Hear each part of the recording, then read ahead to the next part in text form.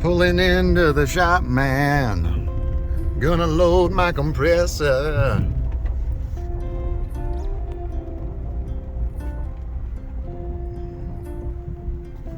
Front parking, perfect.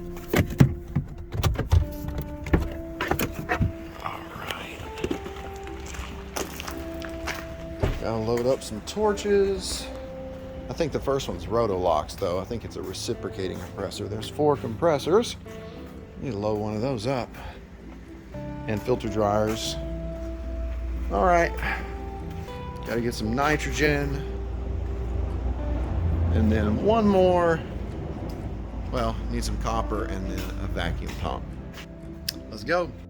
First compressor we're replacing is right here. Got a great parking spot. There's a new compressor. This one's a mechanical failure. It's a 3-phase unit. You can hear the sound of the compressor. You hear it? Sounds a little odd. Mechanical failure, it's a recip. It's got all 3 legs of power, 230 volts, and it just doesn't pump. So it's definitely bad. It was in an overload. And then I cooled it down and started it back up and measured the ohms on the windings.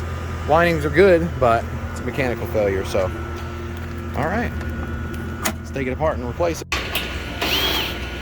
Take top off. Recover the refrigerant.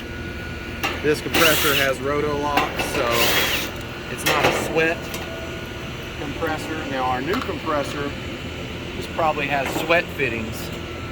So I'll show you this one.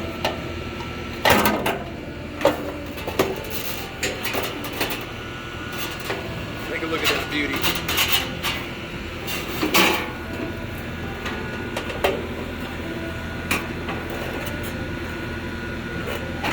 See? Roto-locks. 7/8 copper going into a roto-lock, and then 1/2-inch copper going into a roto-lock. This is the discharge. This is the suction. This is a reciprocating compressor. Wow. This is definitely not a reciprocating compressor. I'm going to set it on the ground so I can take it out. This is a gigantic scroll compressor. Wow. Taking out a recip, putting in a scroll.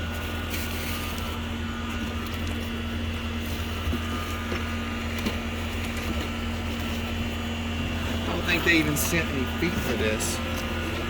Wow, really? Alright, it's definitely a 5-ton compressor though. 61. Model number says 61. Alright. Best way to get the roto locks off is with a nice wrench, okay? A nice monkey wrench here. You take this and then you take a hammer. And let me show you how to get this loose, okay? Take this right here. And also use some WD-40 right here on the roto lock before you do this. See?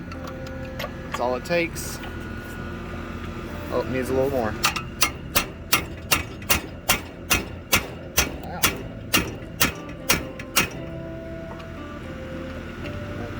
That's definitely gonna need. It's good to smack on each side before you do it as well.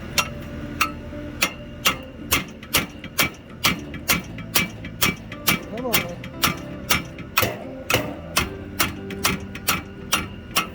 Man, that's on there. It's loose now. Be careful.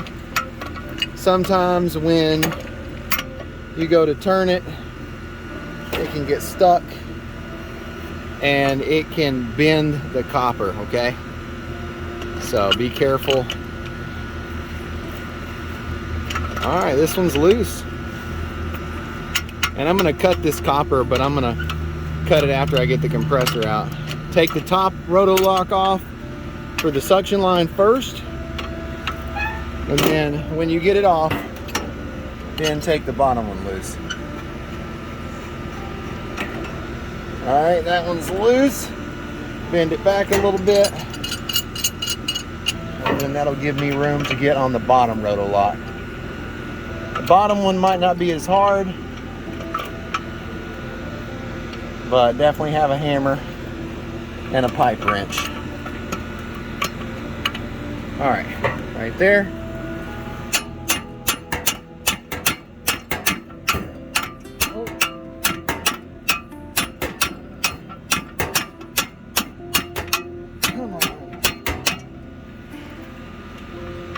That one's on there too. All right, here, lift it up.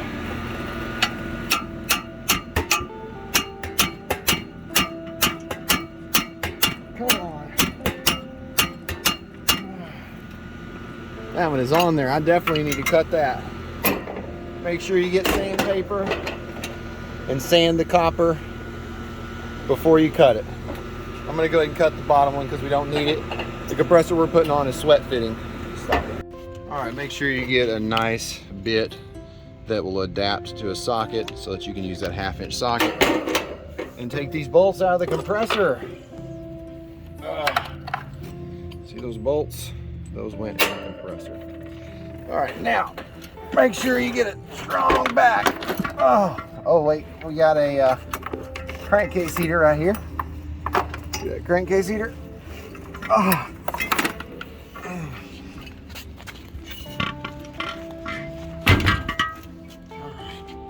Beautiful. We'll use these rubber grommets since they didn't send many. These rubber feet for the compressor. All right.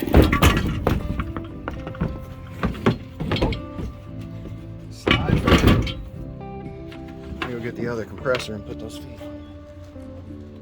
on. It looks like the footprint for the mounting is going to work in there, so that's good. Whew. Oh, all right.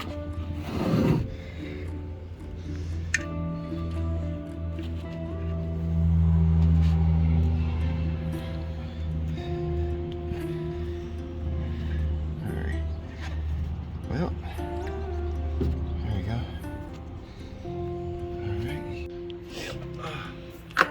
All right. Whew.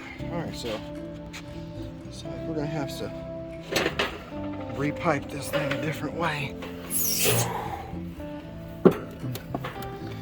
All right, there's the new footprint, and that'll work, but we're definitely gonna have to repipe.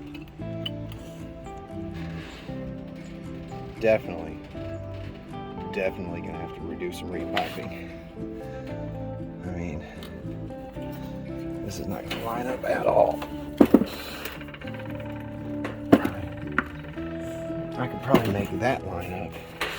No, I can't even make that line up. Oh wow. All right, I'm gonna turn it back the other way.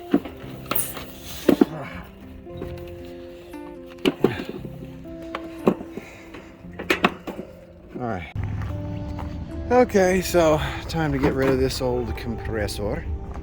Get a couple more copper fittings, and let me go replace another compressor. Oh, that's beautiful. Beautiful. This right here is the swaging kit made by Spin Products. I know I showed you the flaring tool. Now this one is the swage. So we're going to make a couple of, take a look down here. That right there is where we're going to make the coupling right there on that 1/2 inch piece of copper so that we can connect the discharge line.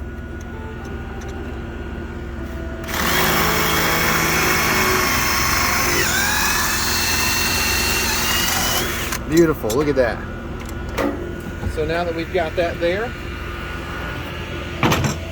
we take our copper that we bent, we'll go right there in that hole, and then connect right here. Take a look. Now we need to bend this out and make it look a little bit better, but our suction discharge is now hooked up. Now we're going to do some soldering. Oh, you know, just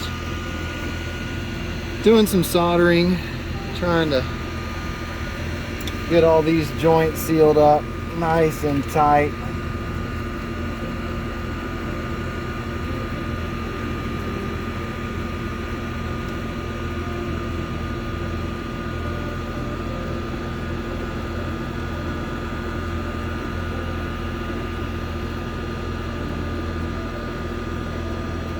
Uh-oh.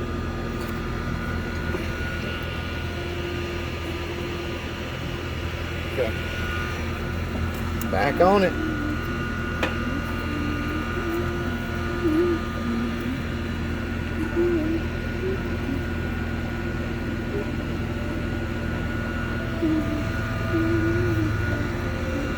All right, we're almost done.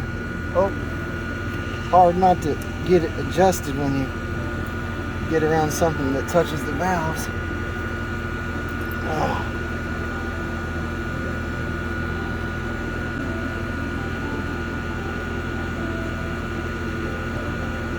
Oh. Whoa. Oh. All right. Should be good on that joint. Let's get the next one. Oh. All right. I'll need another stick of solder here in just a second.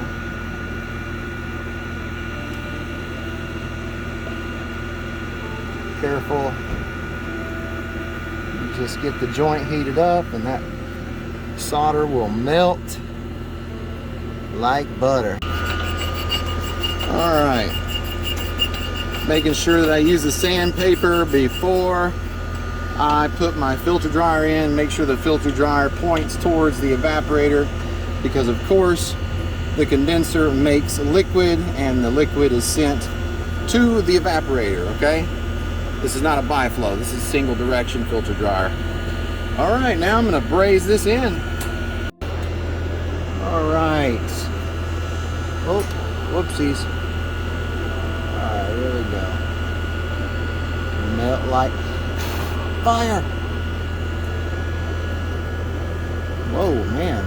All right, stop. That looks terrible. All right, so got the unit on a vacuum, and I've got my clamp, temperature probe, meter set up. Got the compressor brazed in and ready. It's mounted. I've got the compressor plug wired in, and we're ready to charge this thing up, so I'm gonna put it back together. All right, get the fan back in here. Oh, time to pull down a little bit. All right, squeeze. Compressor number 1 almost done for the day. It's about 11:30, 12 o'clock. We got a couple more compressors, so. All right, wait for it to pump down. Get about 500 microns. All right, we're using the 422B. We're full of refrigerant. I put the factory charge in, which was 7 pounds, 8 ounces. Hear that loud noise? That means I need to reverse the polarity because it's 3-phase. All right, swap 2 of the legs. If you don't know anything about reversing polarity, you need to check out my playlist, HVAC Tips for Technicians. Got a video on that. I'll put it in the link in the description. Ah, and now it sounds better. Beautiful. All right, got the temperature probe hooked up. We'll check superheat first and then subcooling. You don't know how to check charge? Definitely check out my playlist. I got a video on superheat and subcooling. All right, it's about 1 o'clock. We're gonna change another compressor. This is a brand new York unit we installed about a year ago. And the compressor is pulling amps even when it's off, and it's acting crazy. It'll come on and it'll go off, come on, go off. So we're gonna take this apart and replace this compressor now. So the last compressor was a reciprocating compressor and it was 5 ton. This one is a scroll compressor and it's a little 3-ton compressor, and it's much easier to handle. It's so much lighter compared to the other one. And you can see there's our new compressor. So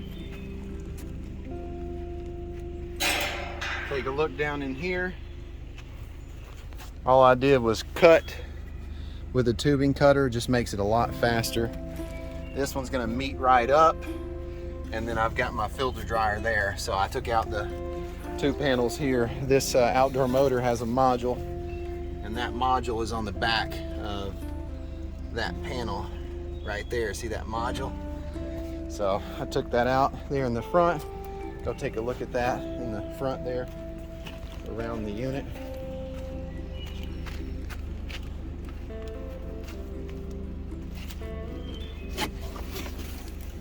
All right, new compressor. Yeah, we'll literally be in and out. This will take less than an hour on this one. So that's exciting. I like it when it's quicker. All right, got all my bolts. Now I need all my rubber feet. Oh, that was almost terrible.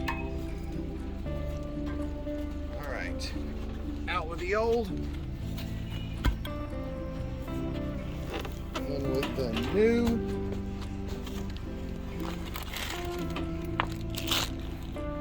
Make sure that, like that reciprocating compressor, sometimes when it's an older unit and you go to a newer compressor, sometimes the compressor will be totally different.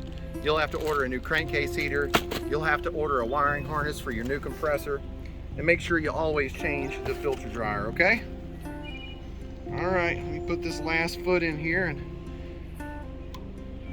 then I'll put this compressor down here. Take these suction line, discharge line. All right. And as you can see,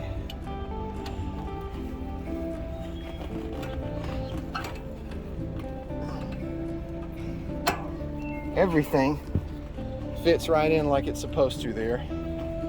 Make sure that you have a good socket, 1/2-inch socket that'll fit. Now you can put all these back in, braze the compressor up, and then change that filter dryer and braze that in. All right, got the old filter dryer out. Look at that little ball, weird looking ball. Filter dryer they sent me, the filter dryer that's on there is 3/8 by 3/8 connections. This is 1/2 inch, it looks like, by 3/8. And this is not gonna work because we have 3/8 by 3/8. Well, we have 3/8 copper coming in. So I brought another filter dryer because I always bring extra filter dryers just in case there's something wrong. Remember, the arrow points from the condenser to the evaporator, okay? So, take this filter dryer. All right. And it's gonna go right here. It's a little bit large, but it should work. Oh, that's hot. Ooh, that's hot. All right. We'll get that in, get it sweated in. Top screwed back on, new filter dryer in place. Compressor connections are brazed and harness is plugged in. We're ready. Got it on nitrogen pressure testing, make sure it's not leaking. About to put it on the pump. All right, we've got the unit pumped down. Did our triple evac, added nitrogen. Made sure there's no non-condensables. Hooking our tank up. Got our scales. Did a factory charge.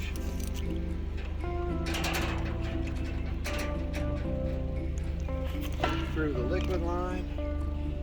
Oh, that's hot. Man, everything is so hot. All right. Zero it out. Now.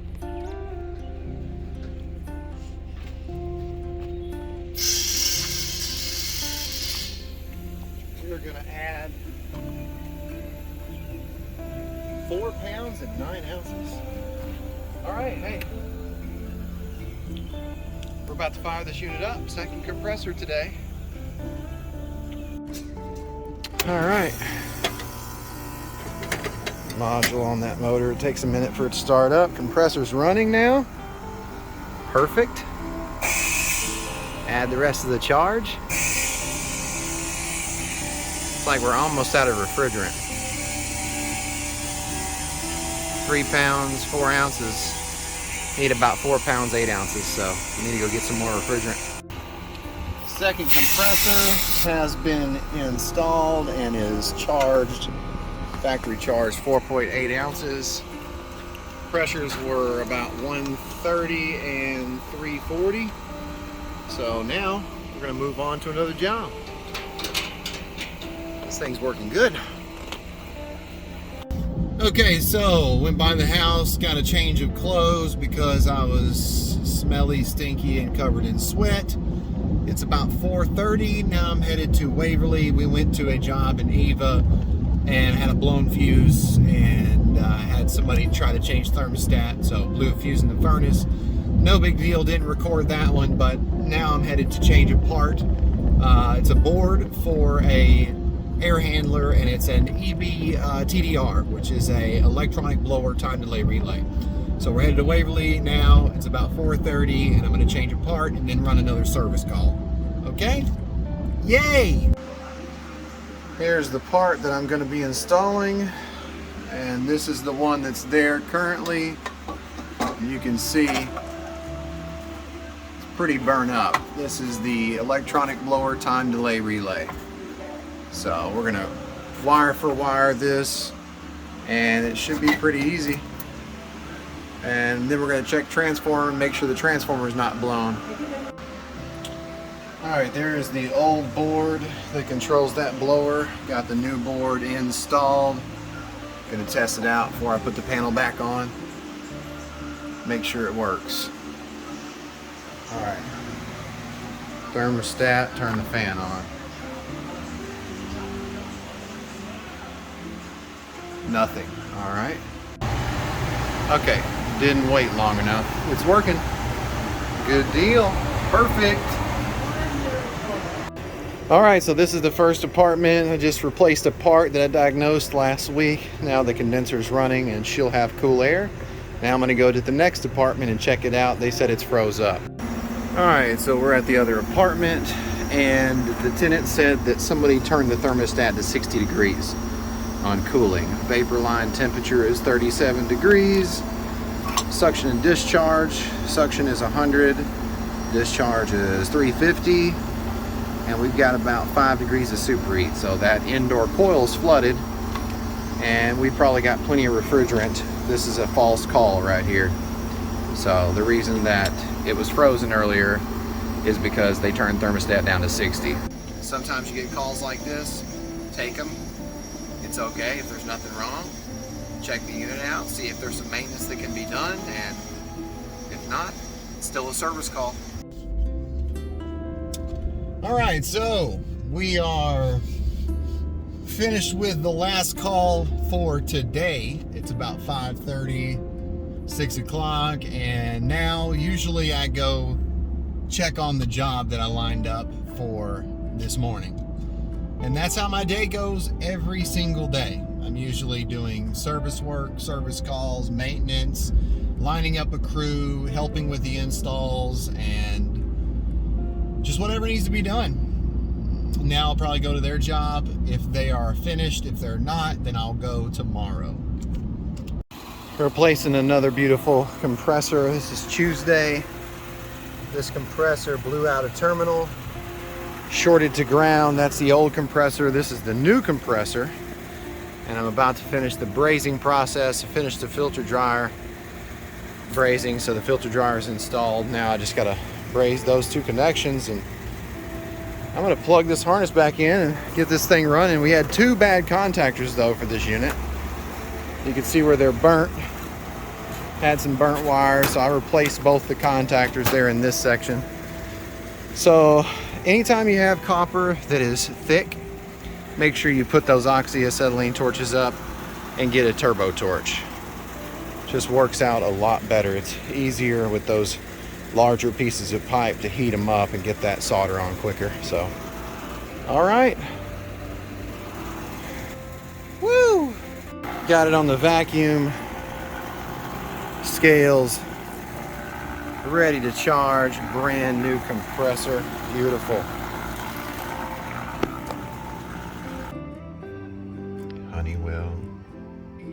Honeywell Chromotherm T4. 4 wires. No common. So we need batteries.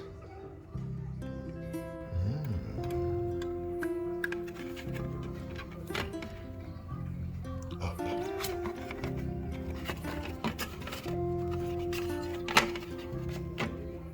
Beautiful.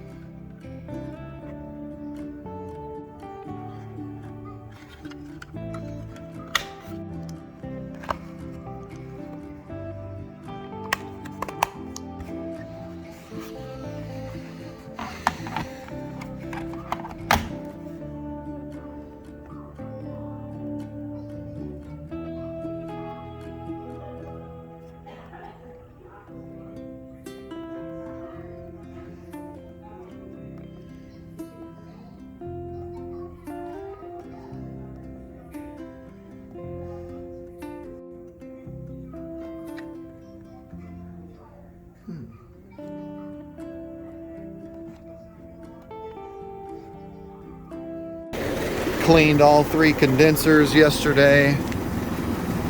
Checking the liquid lines. These liquid lines were super hot, and that's a sign that your condenser coil is probably dirty because the head pressure is probably super high.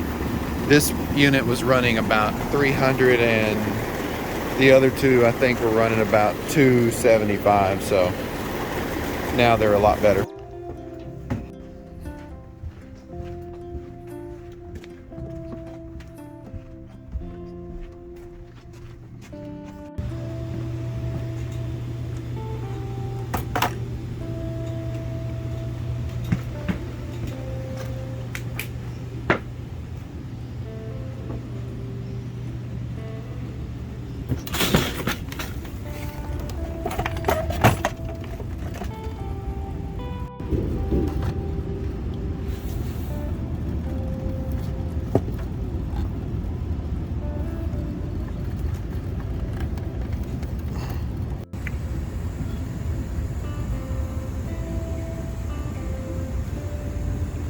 Don't forget to remove this. And that's what lets the float down inside of the reservoir so that this will activate the pump when the float rises. So connect your drain hose and make sure that you wire up this set of contacts so it kicks off the outdoor unit in case there's a pump failure. That's how we knew this pump was bad. Make sure that you clean out the trap, put it back together, and plug it back in. They got an extension cord for this one. Huh. Interesting. And then they've also got a switch for the pan. So nice.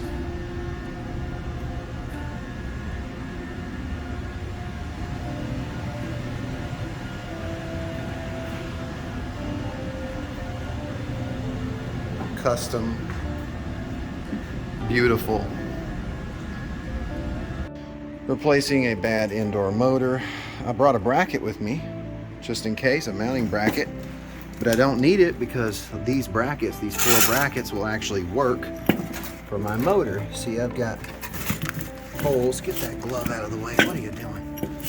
I've got holes around the motor. See, right there and there, and then right there and there. So this bracket's gonna work. How do I know it's bad? Well, you turn it on and it doesn't really start, and then you try to turn the shaft, super hard to turn. So check voltage of the motor. You can hear the motor trying to start. Check the capacitors. Capacitors are good. This one's reading 7, rated for 7.5. This one's rated for 3.9. It's rated for 4, or it's 4. So yeah, changing the motor. So the holes on the motor didn't really line up. So what I did was I drilled 4 holes right there in the middle to where this bracket would work. I did that with some self-tap screws. Now I'm going to put the original screws back in the motor because they're super short. You want to make sure you use the shortest screws possible for this bracket because you don't want to be inside of the motor windings, okay? Those are super small. And we were pretty close to the windings, and you could tell because I was looking in there at them. Take these screws out, put these in, and we're good to go. Got a call back. So the unit that I replaced the reversing valve coil on found the short. They called back, said the house is 85 degrees. So sometimes you get callbacks, and sometimes it has nothing to do with what you did. It's something new. So let's check it out. Okay, so I've only got the low side gauge hooked up, and it's reading 145, and this is R22. And it sounds like the compressor's not pumping. So feel the air. It's definitely not warm, so it's not pulling out the heat. This one just shut off, but it was definitely warm coming out of here. So I pulled the, oh, what is that? I pulled the, whoa! I'd say that capacitor's bad. All right, let's turn the disconnect off.